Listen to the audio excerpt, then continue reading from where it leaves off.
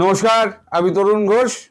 গতকাল আমি একটা ভিডিও করেছিলাম যে বাংলাদেশের রাষ্ট্রদূত তিনি তার এখতিয়ারের বাইরে গিয়ে কিছু মন্তব্য করেছেন, যে মন্তব্যটা সরকারের নীতির বাইরে, তাই তাকে দিল্লিতে ডেকে পাঠানো হয়েছে। গতকালের ভিডিও করেছিলাম। তো সেই ভিডিওতে আমি বলেছিলাম তিনি মানে ভারতবর্ষের যা নীতি এই মুহূর্তে ঘোষিত নীতি, এখনই কোনো ট্রাভেল ভিসা দেওয়া হবে না। তিনি আগ বাড়িয়ে বলেছেন ট্রাভেল ভিসা খুব তাড়াতাড়ি দেওয়া হবে, এবং তিনি বিভিন্ন ভিসা সেন্টারগুলোতে তিনি ঘোরাফেরা করেন, এবং তিনি এখতিয়ার বহির্ভূতভাবে কখনো জামাত, কখনো এনসিপি, কখনো বিএনপি, তাদের সঙ্গে খুব ঢলাঢলি গলাগলি এই সমস্ত করে বেড়ান, যেটা রাষ্ট্রদূতের কাজ নয়। ভারতের রাষ্ট্রদূত তার একটা মর্যাদা আছে, সেই মর্যাদাকে উনি উল্লঙ্ঘন করেছেন। এটাও তার বিরুদ্ধে অভিযোগের একটা। এখন কালকে রাত্রিবেলা উনি ফিরেছেন, আজকে সকালে হয়তো বিদেশ দপ্তরে উনি যাবেন, গিয়ে বিদেশ সচিব বিক্রম মিশ্রির সঙ্গে তিনি কথা বলবেন এবং অন্যান্যদের সঙ্গে কথা বলবেন। দরকার হলে ডক্টর জয়শঙ্করের সঙ্গেও তার কথা হতে পারে। এখন তিনি হয়তো সাময়িকভাবে বাংলাদেশে ফিরবেন, কয়েকদিনের মধ্যে বাংলাদেশে ফিরবেন, কারণ তাকে তো চার্জ হ্যান্ডওভার করতে হবে। আমাদের কাছে যতদূর খবর আছে সেটা হচ্ছে, পরবর্তী রাষ্ট্রদূত হিসেবে যিনি নিয়োগপ্রাপ্ত হতে যাচ্ছেন বাংলাদেশে, তার নাম হচ্ছে প্রদীপ কুমার রাওয়াত। ইনি এখন বেজিংয়ে আছেন, মানে চাইনিজ রাষ্ট্রদূত হিসেবে ইনি এখন বেজিংয়ে অবস্থান করছেন। তাকে ওখান থেকে ফিরিয়ে আনা হচ্ছে, ফিরিয়ে এনে তাকেই বাংলাদেশের পরবর্তী রাষ্ট্রদূত করা হবে। এটা একটা মোটামুটি শোনা যাচ্ছে। তার মধ্যে হয়তো 2 তারিখ বা 4 তারিখ এরকম একটা কোনো একটা সময় হয়তো এটা হবে। এখন প্রণয় বর্মা কি করেছেন? প্রণয় বর্মা অনেক এর আগেও বেশ কয়েকটা অবান্তর মন্তব্য করেছেন, যেটা ভারতের স্বার্থ বিঘ্নিত হয়। তিনি বলেছেন যে ভারতবর্ষ বাংলাদেশকে বাঁচিয়ে রাখার দায়িত্ব হচ্ছে বাংলাদেশের, বাংলাদেশের অর্থনৈতিক এতে কি বলে সঠিক লাইনে চালানোর জন্য, রেলগাড়ি চালানোর জন্য ভারতের যা দরকার ভারত তাই করবে, এবং ভারত থেকে নতুন ইঞ্জিন বাংলাদেশকে দেওয়া হবে। এ সমস্ত অনেক মন্তব্য উনি সরকারি অনুমতি ছাড়া উনি বলেছেন।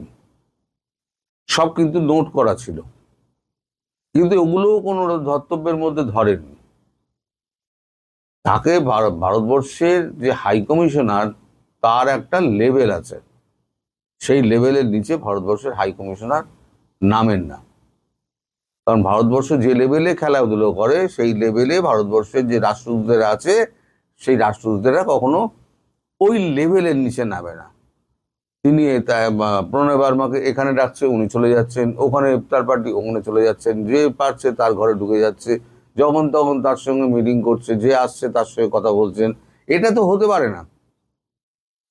উনি আগ বাড়িয়ে যেগুলো করছেন ভারতের নীতির বিরুদ্ধে করছেন। এখন উনি সৎ জবাব যদি দিতে পারেন, মানে অনেস্ট জবাব যদি দিতে পারেন, তাহলে তিনি বাঁচলেন।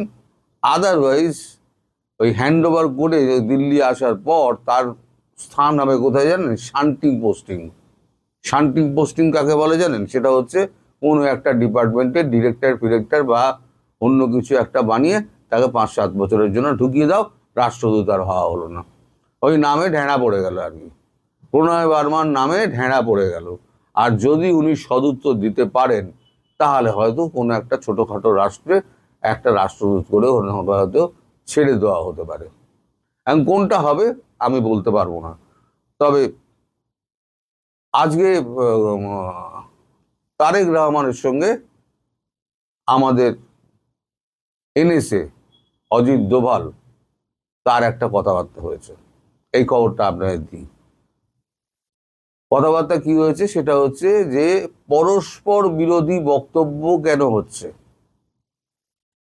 কারণ যে 10টি পয়েন্টের ওপরে কথাবার্তা হয়েছিল তার প্রথম 2টি পয়েন্ট ছিল শেখ হাসিনার ওপর থেকে সমস্ত মামলা প্রত্যাহার করা, এবং 2 নম্বর পয়েন্ট ছিল তাকে রাজনৈতিক পরিসর দিতে হবে এবং সুষ্ঠু পরিবেশ দিতে হবে যেখানে তিনি রাজনীতি করতে পারেন। এবং গতকালকে মির্জা ফখরুল একটা কথা বলেছেন যে, মানে বিএনপির যিনি নেতা মির্জা ফখরুল, তিনি একটা কথা বলেছেন যে আওয়ামী লীগকে কোনোভাবেই আওয়ামী লীগের বিরুদ্ধে নিষেধাজ্ঞা তোলা হবে না। অথচ আপনার গতকালকে 124 জন মানে আওয়ামী লীগ কর্মী নেতা তারা মামলা থেকে মুক্ত হয়েছেন। এই 124 জনের মধ্যে কিন্তু শেখ হাসিনার নামও ছিল। এই 4-5 আগস্টে জেহাদ বলে একটি 11 বছরের বাচ্চা ছেলে, সে অন্য যেখানে গন্ডগোল হচ্ছিল সেখানে নয়, অন্য কোনো একটা জায়গায় তার পায়ে গুলি লাগে, তারপরে তার চিকিৎসা করা হয়, তারপরে সে কোথায় চলে যায়, বাড়ির লোক বলে আমার ছেলেকে হত্যা করা হয়েছে, সে নিরুদ্দেশ, তার বডি পাওয়া যাচ্ছে না। এখন সেই ছেলেটা তো নেই, পুলিশ দেখেছে, ব্যাস শেখ হাসিনা সহ 124 জনের বিরুদ্ধে মামলা করে দেওয়া হয়েছে। এখন সেই ছেলেটি বাড়ি ফিরে এসছে, যখন বাড়ি ফিরে এসছে তখন কথা মানে রড রটে গেছে যে এই ছেলেটি তো বাড়ি ফিরে এসছে। পুলিশ এসছে, পুলিশ এসে পুলিশ তদন্ত করে দেখেছে হ্যাঁ এই তো 11 বছরের জেহাদ এতদিন লুকিয়েছিল, কোথায় ছিল না অন্য জায়গায় কোথায় গেছিল, এখন বাচ্চা ছেলে সে ভুলভাল বলছে অনেক কিছু। তো যাই হোক, তার যেটা বোঝা যাচ্ছে তার বাবা মা ছেলেকে লুকিয়ে ছেলে মারা গেছে বলে কিছু টাকা পয়সা আদায় করা সরকারের কাছ থেকে ধান্দা করছিলেন, তার জন্যই ছেলেটিকে মৃত বলে নিজের ছেলেকে মৃত দেখিয়ে দিচ্ছে, পয়সার জন্য মৃত দেয়, নিজের বাচ্চাকে 11 বছরের বাচ্চাকে মৃত দেখিয়ে দিচ্ছে। এই হচ্ছে সংস্কার, বাবা সংস্কার ভাই, বাবা বাবা। তো যাই হোক, এরকম সংস্কার আমাদের হিন্দুদের মধ্যে নেই ভাই। তো যাই হোক, সেই ছেলেটি ফিরে আসার পর তারপর গত দিন সাতেক আগে 164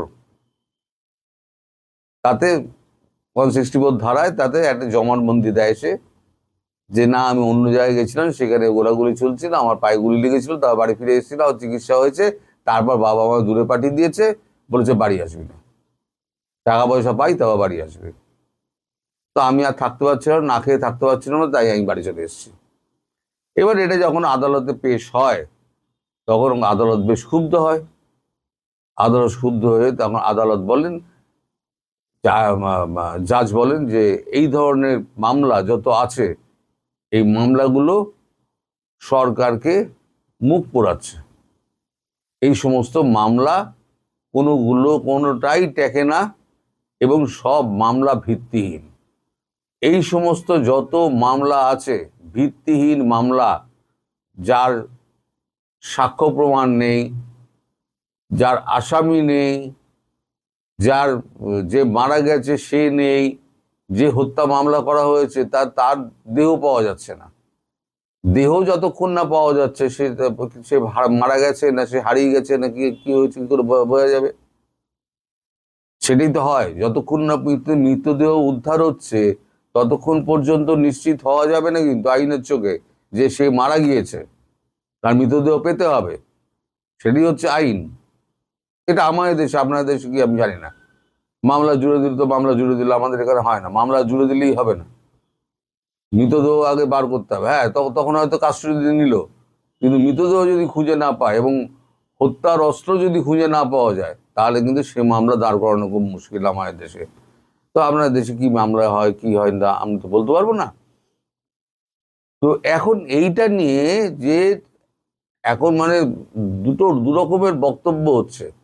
এক হচ্ছে তারেক রহমান সরকারের সঙ্গে, ভারত সরকারের সঙ্গে কথাবার্তা বলছেন, উনি বলছেন আমাকে 1-2 মাস টাইম দিন, 2-3 মাস টাইম দিন। আবার অন্য পক্ষে তারই দলের একজন বর্ষিয়ান নেতা, তিনি বলছেন যে শেখ হাসিনার দল, আওয়ামী লীগ এবং শেখ হাসিনার বিরুদ্ধে মামলা প্রত্যাহার করা হবে না, নিষিদ্ধ দল থাকবে, নিষিদ্ধ দলকে নিষিদ্ধ দলের বাইরে কোনো কাজকর্ম করতে দেওয়া হবে না, নিষিদ্ধ দলকে কোনো কাজকর্ম করতে দেওয়া হবে না। এই যে একই দলের দুরকম নীতি, প্রধানমন্ত্রী একজন একরকম বলছেন, তার দলের একজন শীর্ষ নেতা তিনি একরকম বলছেন, কোনটা ঠিক ভারত ঠিক করে নেবে? কোনটা ঠিক বলুন, ভারত ঠিক করে নেবে, আপনারাই বলে দিন। এটা অজিত দোভালের সঙ্গে একটা ফোন আলাপ হয়েছে এবং অজিত দোভাল আচ্ছা করে ডোজ দিয়েছেন। তাতে এবার দেখা যাক যে এবার কি হয়। মির্জা ফখরুল ঢোক গেলেন কি ওগ্রান, মানে বমি করেন না গিলে ফেলবেন, কোনটা? আর মির্জা ফখরুল তিনি কিন্তু নির্বাচনের আগে তিনি শেখ হাসিনা সম্পর্কে গুণগান গেয়ে বেরিয়েছিলেন, যে শেখ হাসিনা দেশের উন্নতি করে গেছিলেন, অমুক করে গেছিলেন, আমরা এলে পরে শেখ হাসিনাকে আমরা আবার দেশে ফিরিয়ে আনবো, আমরা আওয়ামী লীগকে আবার নির্বাচনে অংশগ্রহণ করতে দেবো, আওয়ামী লীগ আপনারা ভোট দিন আমাকে। তাহলে আওয়ামী লীগ তো ভোট তো দিল, তো আওয়ামী লীগের পশ্চাৎ দেশে আচ্ছা করে বাঁশটি ঠেলে দিলেন। তো এই হচ্ছে গিয়ে বাংলাদেশের নেতা। এদিকে যত আপনার মামলা যারা নেই, যাদের বিরুদ্ধে মামলা নেই, শেখ হাসিনা বলে দিয়েছেন তাদের দ্রুত দেশে ফিরতে, এবং ভারত সরকারকে বলে দেওয়া হয়েছে সীমান্তে সেইভাবে ব্যবস্থা করে রাখতে।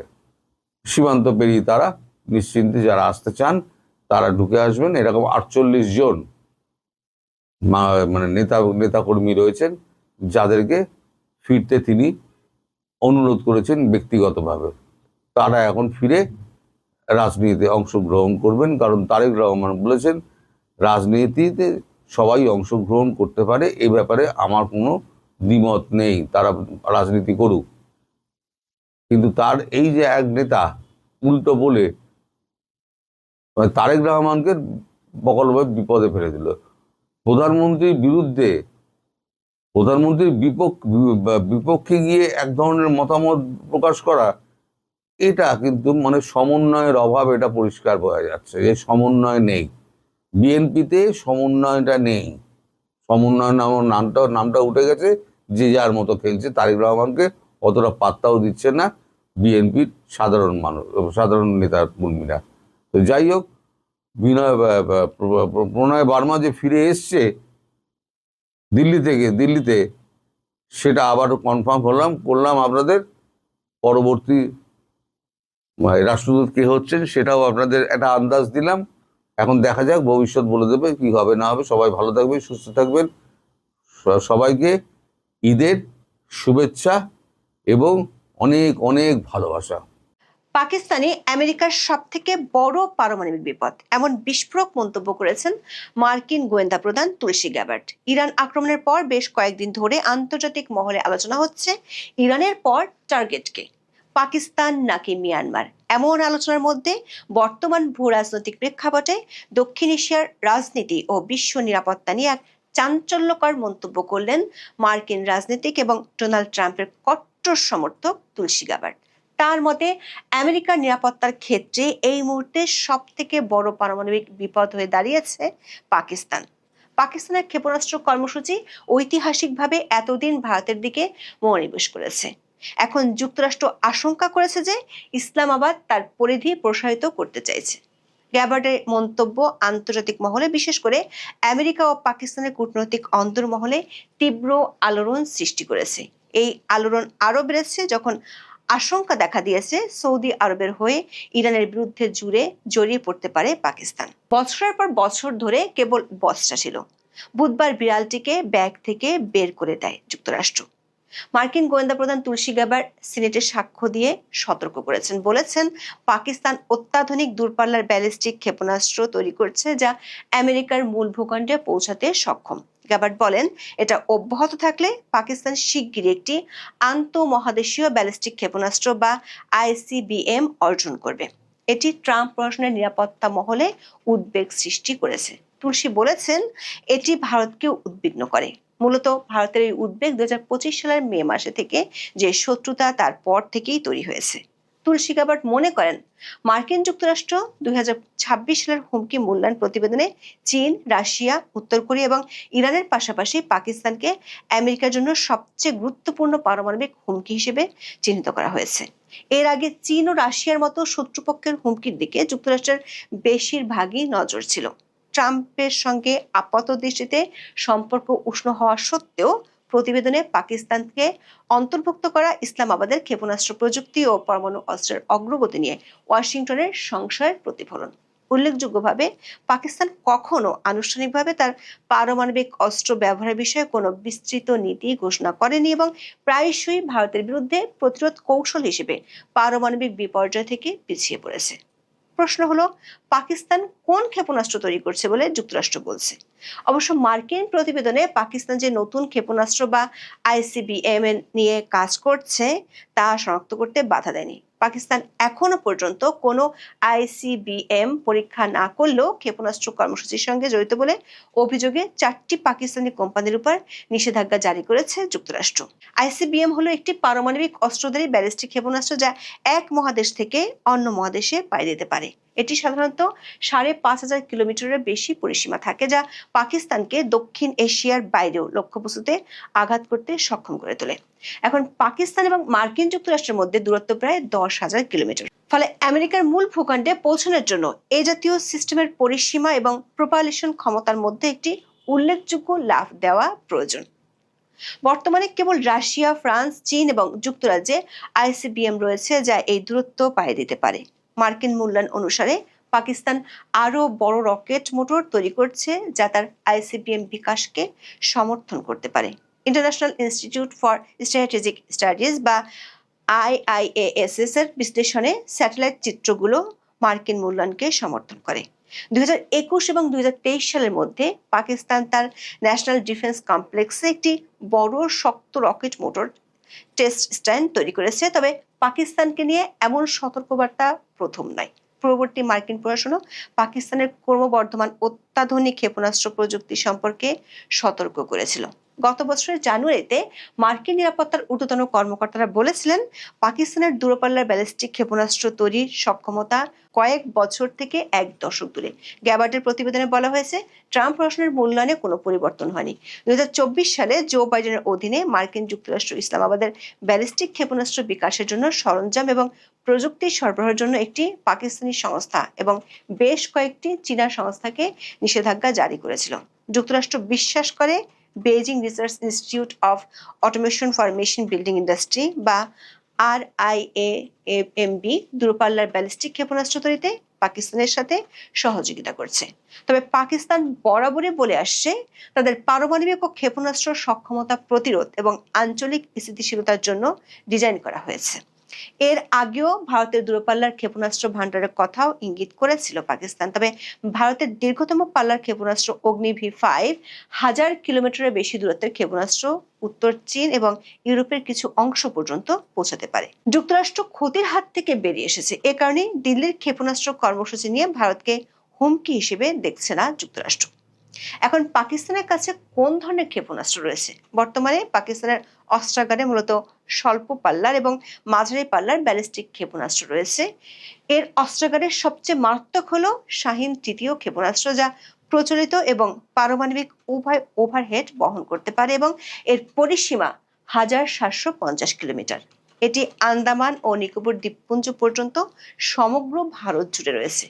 আরেকটি মূল ক্ষেপণাস্ত্র ব্যবস্থা হলো আবাবিল, যার পরিসীমা প্রায় 2200 কিলোমিটার। এর বৈশিষ্ট্য হলো MIRV বা একাধিক স্বাধীনভাবে লক্ষ্যবস্তু রি-এন্ট্রি ভেহিকেল প্রযুক্তি। সহজ কথায়, এটি ক্ষেপণাস্ত্রটিকে একাধিক পারমাণবিক ওভারহেড বহন করতে সক্ষম করে, যা একই সাথে বিভিন্ন লক্ষ্যবস্তুতে আঘাত হানতে পারে। পাকিস্তান যদি ICBM তৈরি করে, তবে এটি তার কৌশলগত সক্ষমতাকে একটি উল্লেখযোগ্য পরিবর্তনকে চিহ্নিত করবে। পাকিস্তানের ক্ষেপণাস্ত্র কর্মসূচি ঐতিহাসিকভাবে ভারতের দিকে মনোনিবেশ করেছে। এখন মার্কিন যুক্তরাষ্ট্র আশঙ্কা করছে যে পাকিস্তান তার পরিধি প্রসারিত করতে চাইছে, যার ফলে আমেরিকাকে তার সীমার মধ্যে নিয়ে আসছে। গত বছরের জুনে ফরেন অ্যাফেয়ার্স ম্যাগাজিনে একটি নিবন্ধে বলা হয়েছিল, পাকিস্তান ICBM তৈরির পিছনে ভারত নাও হতে পারে। পাকিস্তানের কাছে ইতিমধ্যেই এমন ক্ষেপণাস্ত্র রয়েছে যা আন্দামান ও নিকোবর পর্যন্ত পৌঁছাতে পারে। প্রতিবেদনে বলা হয়েছে এর উদ্দেশ্য হতে পারে যুক্তরাষ্ট্রকে ভবিষ্যতে ভারতের সঙ্গে সংঘাতে হস্তক্ষেপ করা থেকে বিরত রাখা বা পাকিস্তানের পরমাণু অস্ত্রাগারের বিরুদ্ধে প্রতিরোধমূলক হামলা চালানো থেকে। এদিকে মধ্যপ্রাচ্যে যুদ্ধের ৩ সপ্তাহ পর সৌদি আরবের রাজধানী রিয়াদে ব্যালিস্টিক ক্ষেপণাস্ত্র ব্যবহার করে ইরানিরা লক্ষ্যবস্তুতে হামলা চালায়। রিয়াদ বলেছে তারা সংযম পরিত্যাগ করতে পারে এবং সামরিকভাবে জড়িত হতে পারে। একটি প্রতিরক্ষা চুক্তি কার্যকর হলে পাকিস্তান যুদ্ধে জড়িয়ে পড়তে পারে, যা ইতিমধ্যে অস্থির যুদ্ধের একটি পারমাণবিক মাত্রা যুক্ত করতে পারে। বিশ্লেষকরা হুঁশিয়ারি উচ্চারণ করে বলেছেন, সৌদি আরব যদি যুদ্ধে প্রবেশ করে তাহলে তারা পাকিস্তানের সঙ্গে প্রতিরক্ষা চুক্তি কার্যকর করতে পারে, যা ইসলামাবাদকে সংঘাতের দিকে টেনে আনতে পারে। সৌদি আরবের এক বিশেষজ্ঞ সিবিসি নিউজকে বলেছেন, এই সক্রিয়করণ কার্যকরভাবে সৌদি আরবের উপর একটি পারমাণবিক ছাতা স্থাপন করেছে। চুক্তিতে স্বাক্ষর করে মধ্যপ্রাচ্যের গোলকধাঁধায় ঘুমিয়ে পড়া পাকিস্তান এখন পর্যন্ত আফগানিস্তানে হামলা চালিয়ে ইরান যুদ্ধে জড়িত হওয়া থেকে বিরত থাকতে সক্ষম হয়েছে। কারাগারের দিনগুলো তো ভালো থাকার কোনো কারণ নাই। প্রথম ১ মাস অনেক কষ্ট করেছি। কারণ তখন ডিভিশন পাইনি এবং আমাকে আদালত ডিভিশন দিয়েছিল আমাকে যেদিন গ্রেপ্তার কারাগারে নিয়ে যাচ্ছে সেদিনই। কিন্তু বাংলাদেশে যে সিস্টেম এমন একটা করে রেখেছে যে কারাগারে গিয়ে আসলে কারার অভ্যন্তরে যে কত অনিয়ম হয় এবং মানুষ যে আইনের দ্বারা কিভাবে নির্যাতিত হয় এগুলো সবচেয়ে বেশি দেখেছি। প্রথমটা আমার হলো যেটা হচ্ছে আমার ডিভিশন দিয়েছে কিন্তু ডিভিশন দেবে না। কেন? ডিভিশন অনুমোদন লাগবে ডিসি সাহেবের। ডিসির অনুমোদন ছাড়া হয় না। তো এবং সরাসরি যদি সরকারি কর্মকর্তা হয় তাহলে সরাসরি তার ডিভিশন হবে। কিন্তু আদার্স তারা দেবে না। এই যে একটা আইন করে রেখেছে সরকার বা ডিসিদেরকে এই যে ক্ষমতা দেওয়া, আদালতের উপরে তাদেরকে ক্ষমতা দিয়ে রাখা। এইটা ১ম অনাচার আমার চোখে পড়ল এটা। এবং সেই অনাচারের কারণে আমাকে নিয়ে গেল ১ম এ কেরানীগঞ্জে। সেখান থেকে পরে রাতেই আমার মানে হাসপাতালে তুলেছিল ওই রাতে। হাসপাতালের একটা এগুলো বলে আমদানি বলে। সুতরাং আপনি যদি কখনো যান জেলে দেখবেন আমদানি বলে যে সেলগুলো থাকে বা ১ম যাদেরকে নিয়ে রাখা হয়, একেকটা রুমে ১০০ থেকে ২০০ লোক একসঙ্গে থাকে। এবং এটা ইলিশ ফাইল বলে একটার কাছাকাছি এমনভাবে থাকবে। মানে ইলিশ মাছ যেভাবে রাখে ওইভাবে করে মানুষ ঘুমাবে। তো এরকম একটা পরিবেশে ১ম নিয়ে যাওয়া হয়। আমাকে সৌভাগ্য বলতে হবে যে আমাকে আমদানিতে দিয়েছিল মেডিকেলে। সেখানে একটা সিট ছিল। মানে খাট ছিল আরকি। খাটের একটা ব্যবস্থা করেছিল যে ছেলেটা ওখানে ছিল। আমি ওভারঅল বলব যে আ প্রশাসনিক যে হয়রানিগুলো আছে সেটা আছে। কিন্তু ব্যক্তি হিসাবে আমাকে কেউ অবজ্ঞা করে নাই। সেটা ডিবি থেকে শুরু করে একেবারে জেল মুক্তি পর্যন্ত সবাই এটুকু করেছে। কিন্তু প্রশাসনিক যে কাঠামোটা তৈরি হয়ে আছে যুগ, যুগ ধরে। যেমন ১ম যে বললাম ওইখান থেকে কেরানীগঞ্জ থেকে আ কাশিমপুরে সেখানে ১ মাস অমানসিক নির্যাতন বলতে হবে এটা। অমানসিক নির্যাতন এইজন্যই যে আপনি সেটাতে অভ্যস্ত না। একটা ৩০ ফুট বাই ২০ ফুট এর একটা রুমের মধ্যে ২৫ জন সর্বশেষ ৩৫ জন রেখেছিল। একটা টয়লেট, তাও কমোড নাই। তো এরকম মানে পানি আসে মানে ওয়াক্ত করে। সেই পরিবেশ থেকে পরবর্তীতে আমাকে যখন ওই ডিসি সাহেবের হলো, দয়া হলো, উনি ১ মাস পরে ডিভিশন দিলেন এবং অনুমোদন করলেন আদালতের রায় এবং তখন বাকি যে সময়টা ছিলাম সেটা থাকা খাওয়ার কোনো সমস্যা হয়নি।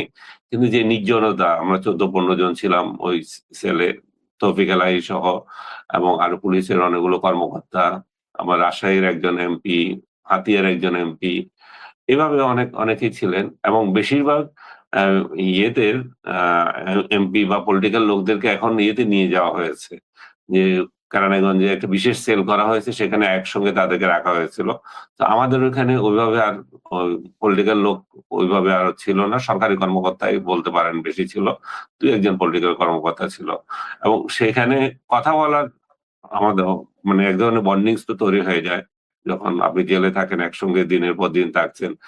মানে কুখ্যাত খুনির সঙ্গেও আপনার থাকলে সেখানেও আপনাকে ওই রুমে ভালো ব্যবহার, আমার সাথে কোনো কুখ্যাত ইয়ে ছিল না। আমি কথার কথা বলছি যে মানুষের মধ্যে তো মানুষের একটা হৃদ্যতা তৈরি হয়।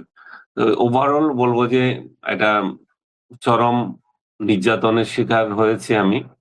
এভাবেই যে একটা মানসিক নির্যাতন চলেছে, শারীরিক না, মানসিক একটা নির্যাতনের মধ্যে দিয়ে অ্যা সর্বশেষ বের হয়ে এসেছি এবং আল্লাহর কাছে শুকরিয়া আপনারা যারা এই অনলাইনে বলেন, অফলাইনে বলেন আমার জন্য দোয়া করেছেন। আমি আরো একজনকে বলছিলাম আমার এই ফিলিংসটা আপনি হয়তো জানেন, যখন আপনি আমার সহকর্মী ছিলেন। ইরাক থেকে আসার পর যেরকম মানুষ আমাকে জড়িয়ে ধরে ও দোয়া করেছে, এখনো সেই একই ফিলিংস বলছে আপনার জন্য দোয়া করেছি। সবাই একই কথা। আপনার জন্য দোয়া করেছে আপনি যাতে বের হয়ে আসেন। আমার মনে হয় যে আপনাদের সবার দোয়াতে আমি বেরিয়ে এসেছি এবং আমার ইরাক থেকে আসার পর আমার খুব কান্না আসছিল। বাইতুল মোকাররমের খতিব আমার জন্য জুমার নামাজে দোয়া করেছিলেন এবং সারা বাংলাদেশের বহু মসজিদে দোয়া হয়েছিল। তো সেরকমই আমার কাছে মানে যখন সবাই জড়ায় ধরে তখন এরকম অনুভূতি হচ্ছে যে মানুষের দোয়া আসলে অনেক কাজের। অনেকে বলে যে না দোয়ায় কাজ হয় না। না দোয়ায় কাজ হয়। হয়েছে, দোয়ার সাথে দাওয়াও লাগে। সেই দাওয়াটাও হয়েছে। সরকারের তরফ থেকেও আমার জন্য যথেষ্ট ভূমিকা রাখা হয়েছে। বিশেষ করে তথ্যমন্ত্রী জহিরুদ্দিন স্বপনকে আমি কৃতজ্ঞতা জানাবো। আরো অনেকে আছেন নেপথ্যে, যার সবার কাছে আমি কৃতজ্ঞ। পার্সোনালি জানাবো। কিন্তু জহিরুদ্দিন স্বপনের কথা বলতে হবে। ইনি আমাদের মিনিস্টার। উনি সম্প্রচার দেখেন বা মিডিয়া দেখছেন। তার একটা দায়িত্ব ছিল যে একজন সাংবাদিককে এবং উনি আমাকে ভালো করে চিনেন। আমি জানেন আমার আম রাজনৈতিক পরিচয় কি। আমি যে নিরপেক্ষ অবস্থান থেকে মানুষের জন্য কাজ করি, সত্য কথা বলাটা চেষ্টা করি, সেটা উনি জানেন। সেজন্য অ্যাপ্রিশিয়েট করছেন এবং উনি যথাযথ পদক্ষেপ নিয়েছেন বলে আমি বের হতে পেরেছি এবং অনেকেই এখনো যে বের হতে পারছে না, সেটার কারণ ওই একই ধরনের বিষয়টা। সরকারের তরফ থেকে যদি বিশেষ উদ্যোগ না নেওয়া হয়, তাহলে এইটা বের হওয়া কঠিন। এখন যে জাল ইউনূস তৈরি করে দিয়ে গেছে, এমন এমন পজিশন করে গিয়েছে একেকটা লোকের বিরুদ্ধে ১০ থেকে ১৫ টা মামলা এবং একটা জামিন হলে সেখানে আরেকটা দিচ্ছে। তো এই যে কালচারটা তৈরি করে দিয়ে গেছে ইউনূস, সেটা থেকে যদি এই সরকার যদি বিশেষ কোনো পদক্ষেপ না নেয়, ইন্ডিভিজুয়াল আমার মতো ২-৪ জনের নিচ্ছে সেটা একটা জিনিস। কিন্তু যদি গড়ে ব্যবস্থা না নেয়, তাহলে এই লোকগুলো কিন্তু দিনের পর দিন জেলেই কাটতে হবে এবং কি অমানবিক নির্যাতন আপনি চিন্তা করেন, একেকজনের ১.৫ বছর ২ বছর হয়ে যাচ্ছে জেলে এবং তারা কোনো জামিন পাচ্ছে না। জামিন হয়তো অথচ জামিন হচ্ছে যে একটা লোকের চরম অধিকার এবং চূড়ান্ত অধিকার। সেই অধিকার আপনি দিচ্ছেন না। আপনি কুখ্যাত ডাকাত বা কোনো হত্যাকারীকে যদি ধরে নিয়ে যান, যে সিরিয়াল কিলার সেটা অন্যটা। কিন্তু এমন সব রাজনৈতিক ভুয়া মামলা দিয়ে মানুষকে যে দিনের পর দিন জেলে রাখছে, সেই জিনিসটা অবসান হতে পারে শুধুমাত্র সরকার বিশেষ একটা ব্যবস্থা যদি নেয়। আমি এটার জন্য অনুরোধ করেছিলাম বা আমি সাজেস্ট করেছিলাম যে সরকার যদি একটা ট্রাইব্যুনাল করে বা ট্রাইব্যুনাল বা কোনো একটা সেল তৈরি করে যেটা আম এই ইউনূস সরকার করে গিয়েছিল বিএনপি আমলে যারা নির্যাতিত হয়েছিল তাদের মামলা প্রত্যাহারের ব্যাপারে। এখানেও এমন একটা সেল তৈরি করা উচিত যাতে করে অন্যায়ভাবে যারা জেল খাটছে এবং যারা আম অহেতুক জেল খাটছে তাদেরকে যাতে চিহ্নিত করে আলাদা করতে পারে। আর যারা রিয়েল ক্রিমিনাল তাদেরকে সাজা দিতে পারে। ইভেন আমি বলব যে রিয়েল ক্রিমিনালদেরও জামিনের অধিকার আছে। যে অধিকারটুকু হরণ না করে আইনের শাসন প্রতিষ্ঠা করা সরকারের খুব জরুরি হয়ে গেছে। ইউনূস যে জঞ্জাল তৈরি করে দিয়ে গেছিল, আসিফ নজরুল যে ঝঞ্ঝাল তৈরি করে দিয়ে গেছে, সেটার অবসান হতে হবে। কারণ এই সরকার কেন তার ঝঞ্ঝাল কাঁধে নেবে? ইউনূস যে নোংরা কাজ করে দিয়ে গেছে, আসিফ নজরুল যেটা করে গেছে সেটার দায়িত্ব তো এই সরকার নেবে কেন? তারা তো জেলে দেয় নাই। কিন্তু এখন যে সিস্টেমটা চলছে, আমি যদি মুক্তি পাই আমার জন্য আরেকটা মামলা দিচ্ছে, সেটা তো এই সরকারের ঘাড়ে যাচ্ছে। সো সরকারের আমি মনে করি যে দ্রুত এই বিষয়ে সিদ্ধান্ত নেওয়া উচিত। আমাদের সাংবাদিকদের মধ্যে আমি যে ইয়েতে ছিলাম কারাগার ২ তে সেখানে আমাকে যে সরি ১ম যে গ্রেপ্তার করা হলো তখন শওকত মাহমুদের সঙ্গে আমার দেখা হলো। শওকত মাহমুদকে গ্রেপ্তার করেছে কেন? যে সে ষড়যন্ত্র করছিল ওই যে আমেরিকা থেকে কোন একজন লোক এসেছিল কি নামটা মনে করতে পারছি না। সেই লোক তাকে তথ্য উপদেষ্টা বানাবে। একটা লিস্টে তার নাম পাওয়া গেছে। তো এখন আমার লিস্ট আপনি একটা লিস্ট তৈরি করলেন। ওই লিস্টে আমার নাম আছে। তো আমার কি দোষ এখানে? আমি জানি না। শওকত মাহমুদকে একের পর এক মামলা দিয়ে আ গ্রেপ্তার করে রেখেছেন। ওনার সাথে আমার ট্রাইব্যুনালের ইয়েতে দেখা হলো, যে রিমান্ডে দেখা হয়েছিল যখন আমাকে ডিবি অফিসে নেওয়া হয়েছিল। উনি খুবই অসুস্থ অবস্থায় আছেন। এমন এক পরিবেশে তাকে নিয়েছে। অথচ উনি জাতীয়তাবাদী রাজনীতি করেছেন সারা জীবন এবং আওয়ামী লীগ আমলে বছরের পর বছর উনি জেল খেটেছেন। তারপরে জেলে যখন গেলাম তখন আর কেরানীগঞ্জে তো আমার রাখাই হয়নি। পরের দিন আমাকে কাশিমপুরে নিয়ে গেল। কাশিমপুরে আমার সঙ্গে গিয়েছেন আরেকজন সাংবাদিক, দুররানী বলে এক সাংবাদিক আছেন, যে নওরোজ পত্রিকার সম্পাদক। তাকে আসিফ নজরুলের এক কর্মকর্তা, তার ভাষ্য অনুযায়ী, যে মন্ত্রণালয়ে তার বিরুদ্ধে ২ টা রিপোর্ট করেছিলেন, সেজন্য তাকে ২ টা ভুয়া মামলা দিয়েছে। একই দিন সে ক্রাইম করেছে ঢাকা এবং গাজীপুর। এই অবস্থা। উনিও জেলে আছেন। উনার ২ মামলায় সম্ভবত জামিন হয়ে গেছে। হয়তো বের হয়ে যাবেন যদি সরকারের তরফ থেকে আবার উল্টা কোনো ইয়ে না দেয়। আরেকজন দেখা হয়েছিল আজহার আলী সরকার। সেও জাতীয়তাবাদী সাংবাদিক। তার বিরুদ্ধেও ওই একই ধরনের অভিযোগ শওকত মাহমুদকে যেটা দিয়েছিল ওইটাই। সে নাকি